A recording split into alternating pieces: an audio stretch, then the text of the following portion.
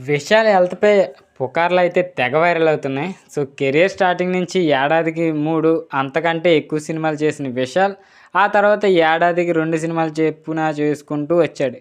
కానీ గడిచిన 2 ఏళ్లుగా ఆయన నుంచి పెద్దగా సినిమాలేమీ రావట్లేదు.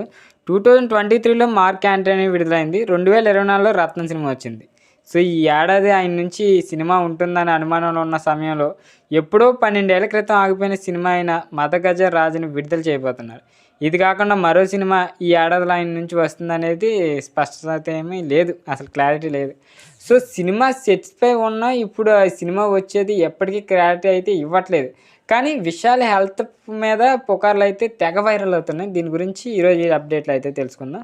సో, వీడియోని ఎవరైతే కొత్తవారు చూస్తున్నారో మూవీ అప్డేట్స్ కోసం మన ఛానల్ తప్పకుండా సబ్స్క్రైబ్ అయితే చేసుకొని వీడియోని లైక్ చేయడం మాత్రం మర్చిపోకండి.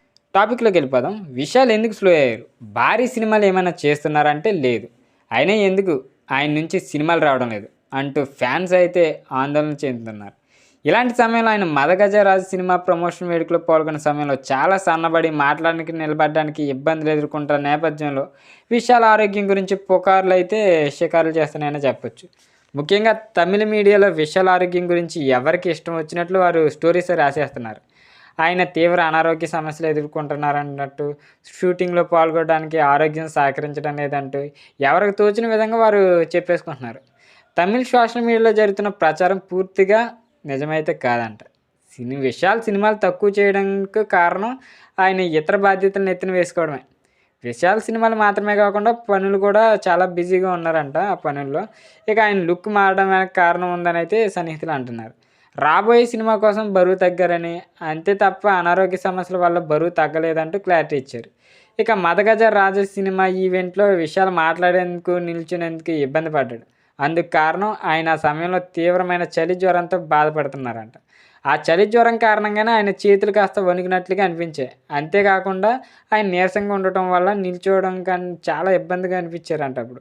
గత 2, 3 రోజులుగానే ఆయన జ్వరంతో బాధపడుతున్నారని, 1, 2 రోజుల్లో ఆయన పూర్తిగా ఆరోగ్యంతో మన ముందుకు వస్తారంటూ ఆయన సన్నిహితులు చెప్తున్నారు. ఇండస్ట్రీలో కొందరు విషయాల గురించి తప్పుడు వార్తలైతే పుట్టేస్తున్నారు. ఆయన ఆరోగ్యం బాలేదని చెప్పి ఆందోళన వ్యక్తం చేస్తున్నారని చెప్పి చాలా న్యూస్ అయితే వైరల్ చేస్తున్నారు.